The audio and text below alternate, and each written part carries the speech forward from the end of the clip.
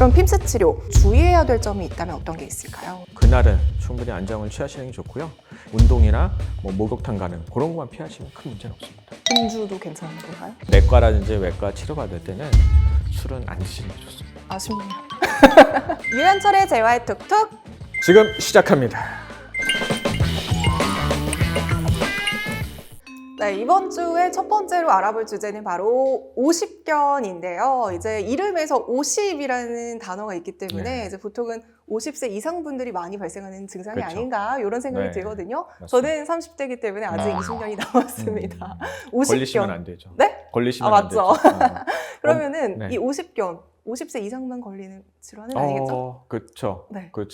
아닙니다. 근데 이 50견 말 그대로 맞으세요. 네. 50대 잘생긴다 그래서 이제 50견인데요. 아. 의학적으로 이제 동결견이라고 하죠. 굳은 어깨. 그렇게 이제 보통은 얘기하고요. 요새는 이제 젊은 분들도 많이 오세요. 자세가 이제 많이 틀어진 경우는 이제 뭐 라운드 숄더라고 많이 들어보죠. 이런 경우는 어깨 부하 걸리기 때문에 그런 분들도 많이 오고요. 요새는 젊은 분들도 많이 오시는 것 같아요.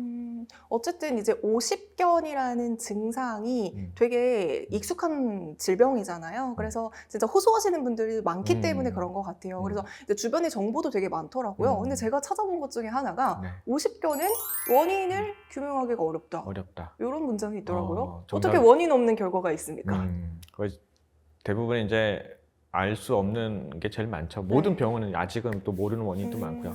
근데 이제 원인은 모르지만 몇 개 이제 관련 요소 인자들이 있습니다. 그거 이제 하나가 대표적으로는 이제 노화죠, 노화. 나이가 들면 우리가 염증을 치료하는 우리 몸의 회복 능력도 떨어지기 때문에 관절내 염증 같은 것도 생기고 이제 근육들도 많이 이제 굳어가면서 관절의 압력도 많이 올라가면 네. 잘 생기고요. 또 하나는 이제 당뇨가 있으신 분들이나 갑상선 네. 이제 기능 장애가 있는 분들도 그 50견이 잘 온다 그래요. 그래서 그런 것들도 좀 알고 계시고요. 보통 그렇게 아마 아니면 또 외상. 어깨를 내가 뭐 하고 충격을 탁 했는데 그날은 괜찮은데 지금 하면서 어깨가 점점 굳어가. 그런 것들도 이제 외상성 이제 50견이라고 볼 수도 있습니다. 이제 50견이 꼭 노화성 질병뿐만이 아니라 내가 가지고 있는 기저질환일 수도 있고 그쵸. 외상일 그런 수도 거랑도 있고. 연관을 지어볼 수가 있을 것 같습니다. 자, 그러면 우리가 흔히 일상생활에서 의심해 볼 수 있는 50견의 증상으로는 어떤 게 있을까요? 증상은 지금 해보시면 팔이 안 올라갑니다. 올라가요. 팔이 원래 이게 이게 옆에 붙어야 되는데 네. 귀 옆에 붙질 않고 저부터요. 붙으시죠. 그게 제일 이제 먼저 오고요. 그 다음에 통증이 이제 처음에는 통증으로 많이 오죠. 통증이 막 밤에도 잘 때 통증이 심하고 옆으로 못 주무시다가 점점 통증은 가라앉는데 이제 팔이 안 들어 올려지는 이제 그런 단계로 이제 넘어갑니다. 그렇기 때문에 처음에 내가 점점 어깨가 이제 굳어간다, 팔이 안 움직인다. 그러면 그때는 50견을 일단 의심해보고 오시는 게 중요하십니다. 네. 처음에는 통증으로 시작했다가 그쵸. 안 올라가면은 일단은 네. 병원에 병원에 오시는 게 오시라. 중요합니다. 자, 그럼 병원에 오면 치료는 어떤 방법으로 이루어질까요? 치료는 일단은 아마 이제 의사가 아마 어깨 관절 범위를 체크를 합니다. 네. 뭐 앞으로 들어올리는 것도 검사하고 옆으로 아니면 이렇게 회전 네. 줘서 각도를 다 검사하고요. 각도가 일단 줄었다. 그러면 일단 50견으로 진단하죠. 거기에 맞게 우리가 초음파 검사를 통해 관절 안의 염증 상태를 확인할 수가 있고요. 근데 관절 염증 상태가 뭐 치료를 해도 조금 잘 안 난다. 그런 경우는 우리가 MRI를 찍어보는 경우도 있습니다. 네, 그럼 이렇게 뭐 이렇게 가동범위라던가 이런 증상들을 확인을 하고 치료 방법이라던가 뭐 예방법 구체적인 게 있을까요? 치료 방법은 이제 단계별로 합니다. 네. 이게 초기에 오시면 다행히 뭐 주사 안 하고도 도수 치료나 운동 치료를 통해서도 많이 좋아지시고요. 단계가 좀 넘어갔다. 그러면 그때는 관절 팽창술이라든지 약해진 인대를 재생해주는 프롤로 주사를 치료를 할 수도 있고요. 네. 그 다음에도 이게 더 진행돼서 이 주변 근육들하고 관절들이 들러붙어 있는 유착이 되는 경우도 있어요. 유착이 되는 경우는 옛날에는 다 이게 수술로 치료했는데 요새는 피미스라고 해서 특수 니들로 네. 유착을 치료해줘서 수술 안 하고도 그런 낫는 치료법도 있습니다. 네, 방금 핌스 치료법 말씀해 주셨잖아요. 네. 그러면 스무스하게 핌스 치료 주제로 어, 넘어가 보시죠. 보도록 하겠습니다. 아무래도 이제 수술적인 방법은 많은 분들이 부담스러워 하잖아요. 그래서 이제 비수술적인 방법 중 하나가 대표적인 게 핌스 치료라고 볼 수가 있을 것 같아요. 근데 이 핌스 치료 약간 어려워하시는 분들, 처음 들어보신 분들을 위해서 어떤 치료 방법이 있을까요? 그러니까 핌스 치료는 이제 이게 끝이 둥글고 그렇기 때문에 신경이나 근육 그런 손상을 주지 않는 특수한 바늘인데요. 요 자료 사진을 한번 보시면 니들 모양이 이렇게 생겼습니다. 끝이 이제 둥글하고 손잡이가 있는 모양 형태의 이제 니들인데요. 그걸 통해서 우리가 영상장치, 즉 뭐 엑스레이 시암이라는 장치를 쓸 수도 있고 아니면 초음파를 보면서 치료를 하게 됩니다.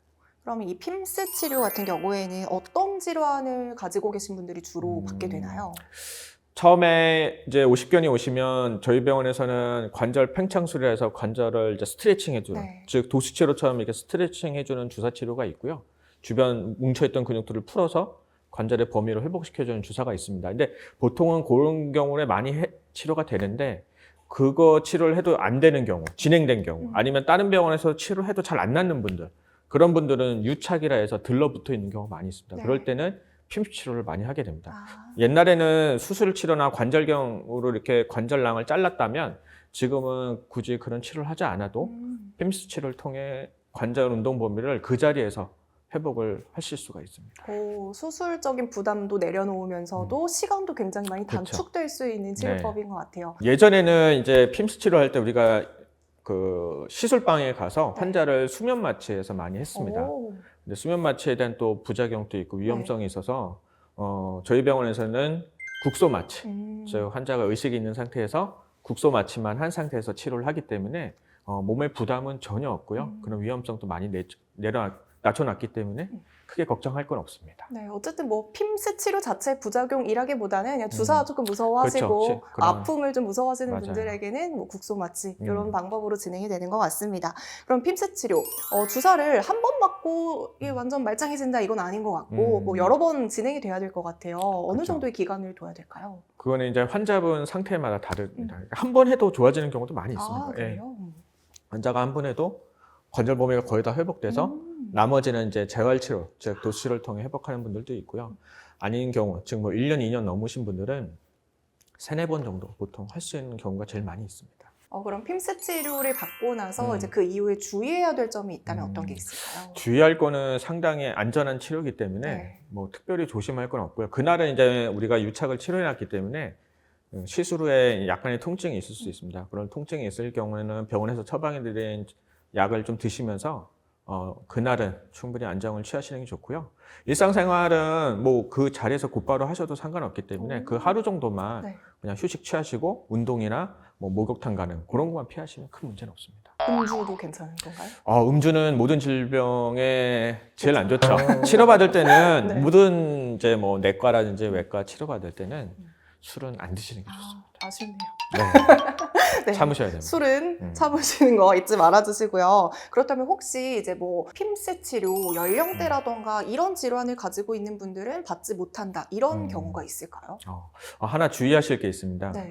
특히 이제 우리 그 심장 수술이나 스텐트 박으신 분들 계세요. 요새는 젊은 분들도 네. 계시는데 그런 분들은 이제 아스피린이나 혈전 용해제 같은 거 드시거든요. 그런 분들은 혈액 응고가 잘 안 되기 때문에 그런 분들은 뭐 주사라든지 수술을 받기 전에 항상 주치의에게 먼저 말씀을 해주셔서 그런 분들은 특히 조심을 하셔야 됩니다. 네, 이렇게 오늘은 오십견과 핌스 치료에 대해서 알아봤는데요. 일단 오십견이라는 증상 그리고 핌스 치료 어떻게 보면 익숙한 용어라서 그냥 가볍게 생각하시는 분들도 많으셨을 것 같은데요. 오늘 영상을 통해서 많은 도움이 되시길 바라겠습니다.